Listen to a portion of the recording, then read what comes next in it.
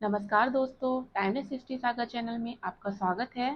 जहां पिछली वीडियो में मैंने आपको ये बताया था कि आपको इतिहास में पढ़ना क्या क्या है, कौन कौन सा इतिहास पढ़ना है और काल के अनुसार कौन सा इतिहास पढ़ना है। तो ये सारे बेसिक कॉन्सेप्ट मैंने पिछली वीडियो में क्लियर कर दिए थे। तो जिसने भी मेरी वीडियो ना देखी हो वो पिछली वीडियो में जाके देख सकता है। वहीं आज मैं आपको पढ़ाने वाली हूँ इतिहास का अर्थ, इतिहास की परिभाषाएं और इतिहास जानने के स्रोत। तो आइए स्टार्ट करते हैं इतिहास के अर्थ से। इतिहास संस्कृत भाषा के 3 शब्दों से मिलकर बना है। इति, धन हौ, धन आस। इति का अर्थ होता है ऐसा ही। हौ का अर्थ होता है निश्चित रूप से और आस का अर्थ होता है हुआ था। तो हम ये कह सकते हैं कि इतिहास का शाब्दिक अर्थ होता है ऐसा ही निश्चित रूप से हुआ था। अर्थात जो घटनाएं अतीत काल में निश्चित रूप से घटी हैं वही क्या है, इतिहास है। मैंने पिछली वीडियो में भी आपको बता दिया था इतिहास की डेफिनेशन। तो यहाँ पे वही बता रखा है कि इतिहास का अर्थ क्या है। तो अतीत काल में जो भी घटनाएं निश्चित रूप से घटी हैं, जिनको प्रमाणित किया गया है, वही क्या है, इतिहास है। निश्चित हम कब कहेंगे, जब उसका कोई प्रमाण मिला हो। ठीक है, तो आइए आगे देखते हैं। इतिहास को अंग्रेजी भाषा में हिस्ट्री कहा जाता है और हिस्ट्री शब्द की उत्पत्ति हिस्टोरिया से हुई है, जिसका अर्थ होता है खोजना या फिर जानना। हिस्ट्री शब्द का प्रयोग सबसे पहले यूनान के इतिहासकार हेरोडोटस ने अपनी पुस्तक द हिस्ट्रीज में किया है। द हिस्ट्रीज को द रिसर्चर के नाम से भी हम जानते हैं, क्योंकि हेरोडोटस ने सबसे पहले हिस्ट्री शब्द का प्रयोग किया है अपनी पुस्तक में, इसीलिए हेरोडोटस को इतिहास का जनक कहा जाता है। ओके, ऐसे ही हम अगर इतिहास की परिभाषाओं की बात करें तो अलग अलग इतिहासकारों ने अपने अनुसार इतिहास की अलग अलग परिभाषाएं दी हैं। जैसे कि एक इतिहासकार हैं E.H. कार। इनके अनुसार बताया गया है कि इतिहास अतीत और वर्तमान के बीच एक अनंत संवाद है। मतलब कि इनका कहना क्या है कि जो इतिहास है वो अतीत और वर्तमान को जोड़कर चलता है। होता है ना कि हम अक्सर अतीत से अपने वर्तमान को जोड़ते हैं कि अतीत में ऐसा कुछ हुआ था तो क्या वर्तमान में भी ऐसा होगा। ठीक है, तो E.H. कार के अनुसार क्या कहा गया है कि इतिहास जो है वो अतीत और वर्तमान के बीच एक अनंत संवाद है। वहीं एक और इतिहासकार है हीगल। हीगल के अनुसार कहा गया है कि हम इतिहास से यही सबक लेते हैं कि आदमी इतिहास से कोई सबक नहीं लेता है। मतलब इनका कहना क्या है कि हम इतिहास में तो बहुत कुछ चीजें पढ़ते हैं, अच्छी अच्छी चीजें पढ़ते हैं, बहुत कुछ सीखते हैं इतिहास से। देखा जाए तो कि वो राजा बहुत महान था, उसने इतने अच्छे अच्छे कार्य किए, उसने अपना शासन इस तरीके से चलाया, उसने अपनी प्रजा के लिए इस तरीके से कार्य किए। लेकिन हम क्या करते हैं, उन चीज़ों को पढ़ते तो हैं लेकिन हम उनको अपने व्यवहार में नहीं उतारते हैं, मतलब हम उनको फॉलो नहीं करते हैं।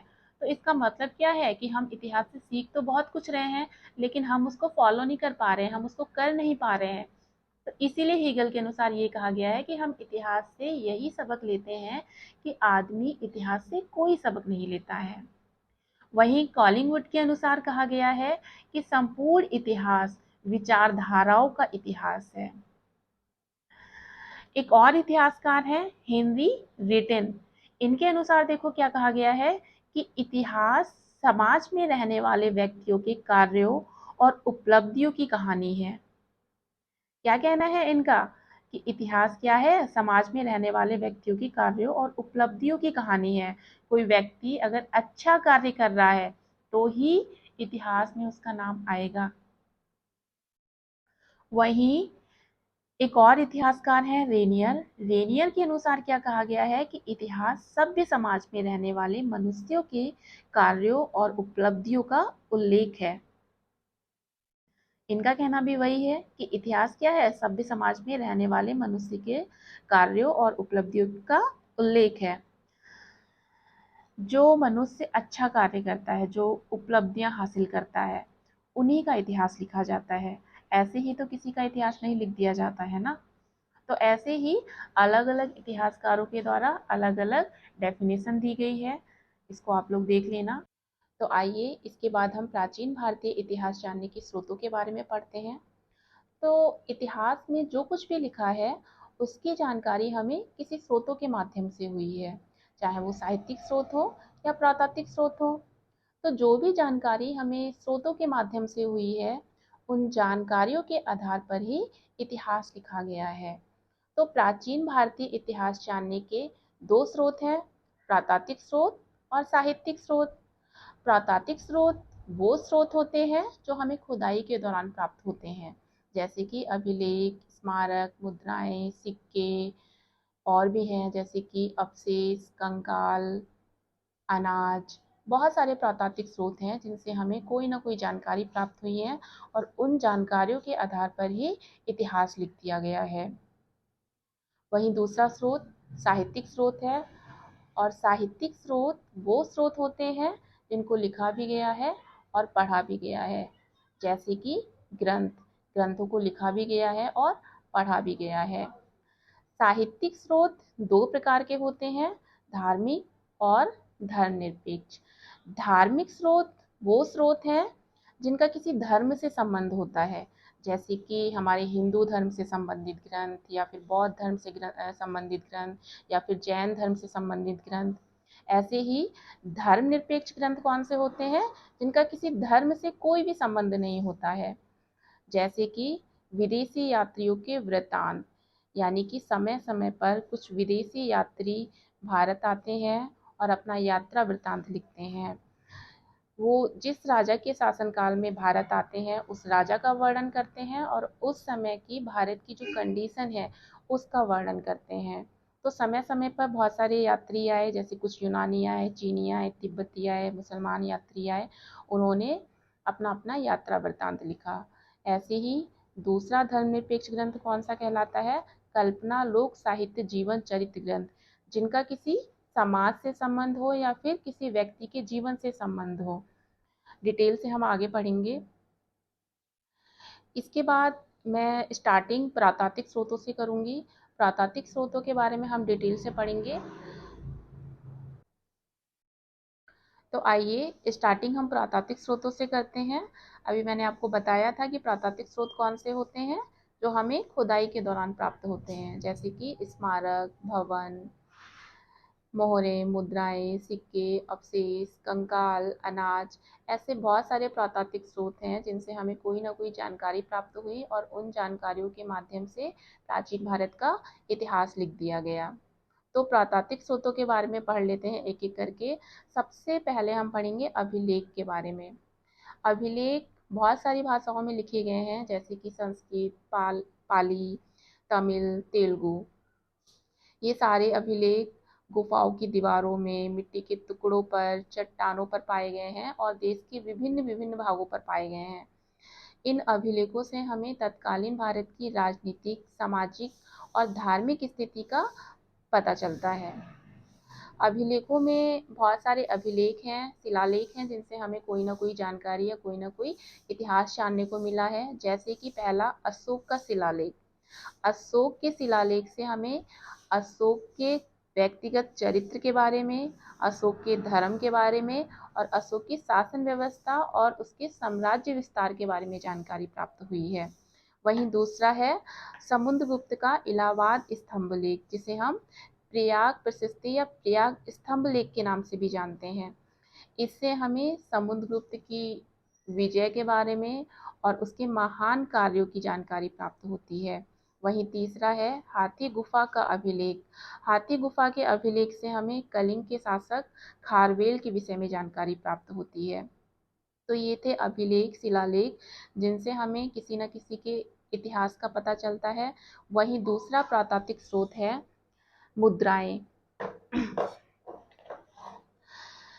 मुद्राओं से भी हमें काफ़ी सारी जानकारी प्राप्त होती है। उस समय की राजनीतिक, धार्मिक, आर्थिक और कलात्मक स्थिति की जानकारी प्राप्त होती है।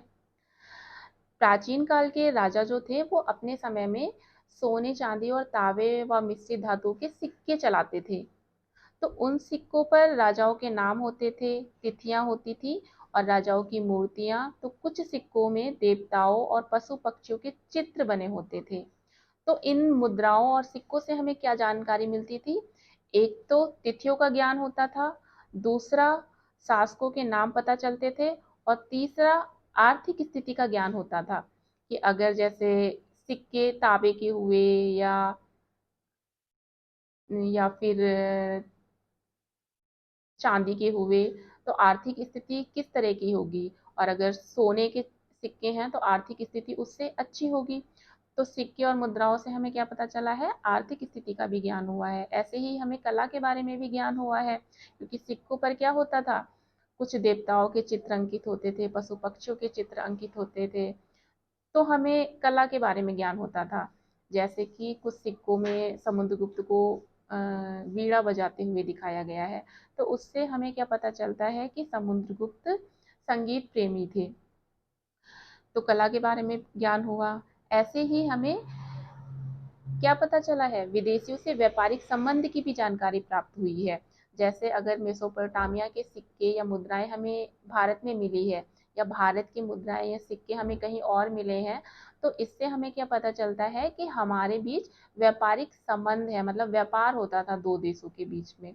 तो मुद्राओं और सिक्कों से भी हमें बहुत सारी जानकारियां प्राप्त हुई हैं, जैसे कि तिथियों का ज्ञान, या फिर शासकों के नाम, या फिर आर्थिक स्थिति या कला के बारे में, या फिर व्यापारिक संबंध के बारे में। तीसरा प्रातात्विक स्रोत है स्मारक। जो प्राचीन काल के नगर थे या फिर भवन थे, उनसे भी हमें बहुत सारी जानकारियां मिली हैं, जैसे कि उस समय की स्थिति कैसी थी, धार्मिक स्थिति या फिर सामाजिक स्थिति या राजनीतिक स्थिति किस प्रकार की थी। हमें बहुत सारी जानकारियां प्राप्त हुई हैं। जैसे कि अगर हम किसी गुरुद्वारे में घूमने जाते हैं तो गुरुद्वारे में हमें कुछ ना कुछ जरूर मिलता है। जैसे कि गुरुद्वारा गुरुद्वारे की स्थापना किसने की है, कुछ ना कुछ जरूर लिखा होता है। तो ऐसे ही स्मारकों से भी हमें कोई ना कोई इतिहास जरूर पता चला है। तो ये थे प्रातात्विक स्रोत। ऐसे ही और भी प्रातात्विक स्रोत हैं जिनसे हमें बहुत सारी जानकारियां प्राप्त हुई हैं।